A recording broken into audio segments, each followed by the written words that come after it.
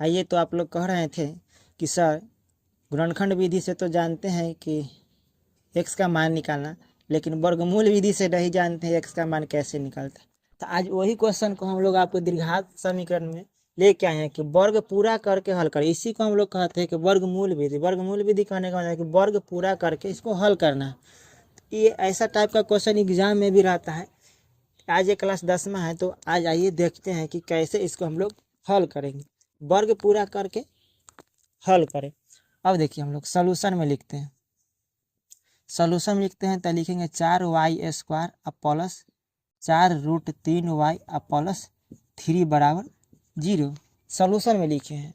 अब देखिए इसमें y² का गुणांक कितना है।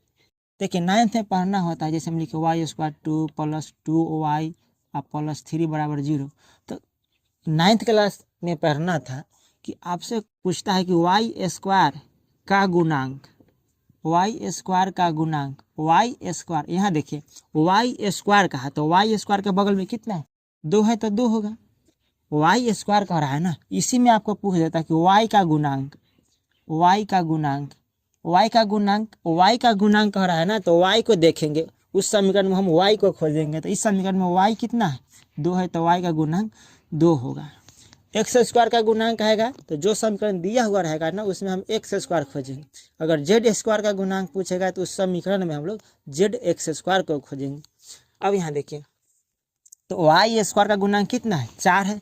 तो यहाँ हम लोग लिखेंगे कि y² का गुणांक, y² का गुणांक कितना है, 4 है। तो लिखेंगे y² का गुणांक 4 से दोनों पक्षों में भाग देने पर, दोनों पक्षों में भाग देने पर, भाग देने पर, दोनों पक्षों में क्या करना है, भाग देना। आपको 2 गो पक्ष का है, ताकि हम आपको दिखाते हैं 2 गो पक्ष का है। तो 4y² प्लस 4√3y प्लस 3, एक दोनों पक्षों में कैसे भाग देंगे, 4 से। एक पक्ष ये हुआ आपका, ये पक्ष ये हुआ, तो 2 पक्ष हुआ ना। अब देखिए पहला पक्ष में क्या हुआ कि 3 पद है, 1 2 3, 3 टर्म है। तो ये 4 का हक बनता है कि तीनों टर्म में क्या देगा, भाग देगा। ये 4 का हक बनता है कि तीनों टर्म में भाग देना। जैसे देखिए 4y², इसमें भी 4 से भाग देंगे, प्लस 4√3y, तो इसमें भी 4 से भाग देंगे। अब प्लस 3 में भी भाग देंगे 4 से, 0 में 4 से भाग देंगे तो क्या हो जाएगा, आपका रिजल्ट 0 हो जाएगा। अब फिर सबका लॉस लीजिएगा तो एलसीएम कितना आएगा, 4, तो फिर ऊपर वाला ही आ जाएगा। अब देखिए तो लॉसन लेंगे फिर उतना ही आ जाएगा, तो भाग करा देते, कोई कारण होगा। अब देखिए ये से ये कटेगा, ये से ये कटेगा, ये नहीं कटेगा तो ये रहेगा। यहाँ देखिए तो 4 से 4 कट गया तो बच जाएगा y²,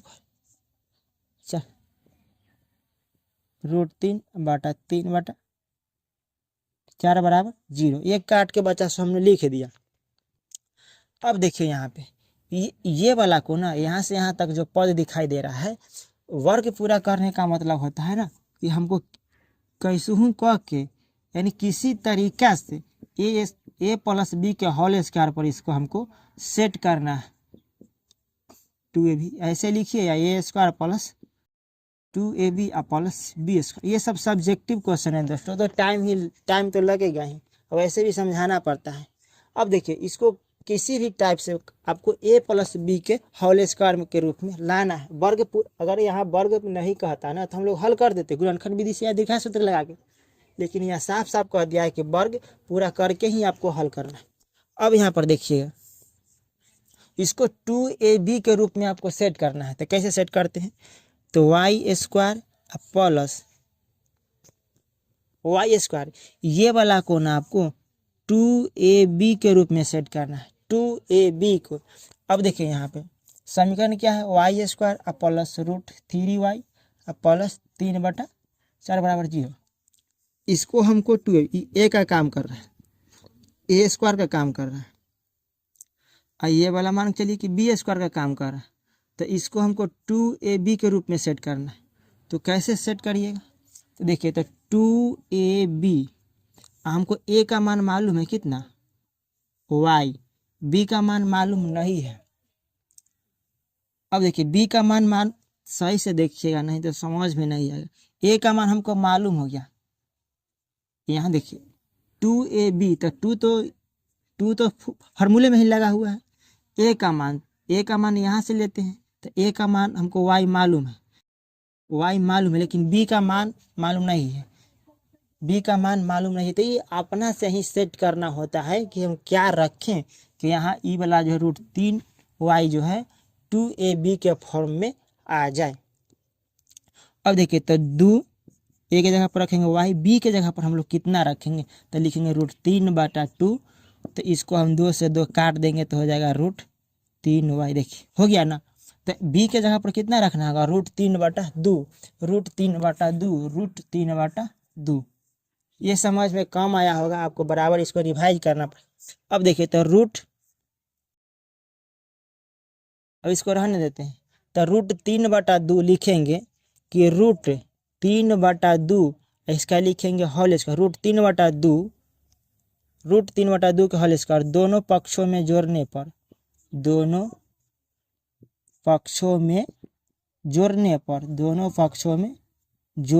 तो दोनों पक्ष में आइए जोड़ते हैं। कहाँ जोड़ना है, सो ये देखिए, तो y² प्लस √3y प्लस इसके बगल में हम लोग जोड़ेंगे √3/2 होल स्क्वायर।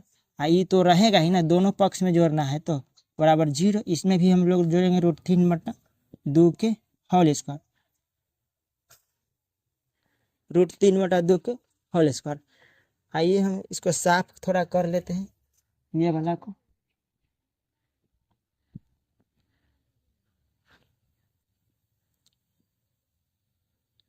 अब देखिए, यहाँ से ये हो जाएगा y², अब प्लस में हो जाएगा √3y प्लस √3/2, सब में जोड़े √3/2, तो यहाँ लिखेंगे √3/2 के होल स्क्वायर प्लस 3/4 बराबर 0 में जोड़ेंगे √3/2 तो कितना होगा 3/4, क्योंकि इतना 0 का कोई वैल्यू नहीं है, तो स्क्वायर के बदले रूट हटेगा तो 3 है, 2 का स्क्वायर कितना हो जाएगा 4। अब देखिए, यहाँ से यहाँ तक के में हमको देखना है, यहाँ तक, तो ये ए के काम करेगा, ये स्क्वायर है, आई 2ab प्लस ये b² के रूप में हम सेट कर दिए। अब देखिए, क्वेश्चन मिटा दिए, a² plus 2ab plus b²। इतना कोई पूछता है तो हम लोग बोलेंगे ये वाला। कोई पूछेगा कि a² plus 2ab plus b² बराबर क्या होता है, ये बोल देगा तो हम ये वाला बोलेंगे। कोई व्यक्ति अगर ये वाला पूछेगा, कहेगा कि a प्लस b का होल स्क्वायर कितना होता है, जब क्वेश्चन ये रहेगा तो मेरा आंसर ये रहेगा। उसी टाइप का ये हो गया a² प्लस 2ab छुपा हुआ है प्लस b², तो हो जाएगा a प्लस b। तो a के काम कर रहा है y और b के काम कर रहा है √3/2, इसका a²। फिर इसको हम तोड़ेंगे तो यहाँ से यहाँ तक आ जाएगा, प्लस 3 कितना है 4 बराबर 3/4। अब देखिए यहाँ पर 3/4, तो y प्लस √3/2 अब के स्क्वायर 3/4 प्लस में इधर से भेजेंगे तो 3/4, ये कट के आ जाएगा कितना 0 आ जाएगा। तो ये हो जाएगा y प्लस √3/2 स्क्वायर इधर चढ़ेगा तो लिखेंगे प्लस माइनस √0, इसीलिए y प्लस √3/2 हो जाएगा प्लस माइनस 0। अब यहाँ से देखिए, दीर्घात समीकरण है तो 2 गो मान आना चाहिए, तो हम लोग लिखेंगे कि प्लस में कहने का मतलब कि y प्लस √3/2 प्लस में 0 तो माइनस में भी नहीं होता है न प्लस में होता है, सीधा 0 होता है।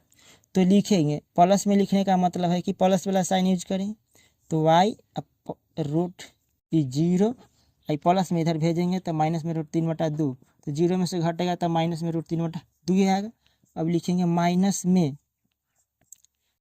कहने का तो y प्लस √3/2 बराबर 0, और y का मान 0 इधर भेजेंगे तो √3/2, तो 0 में से घटाएंगे तो इतना ही होगा, 0 में से घटाएंगे तो इतना ही होगा √3/2।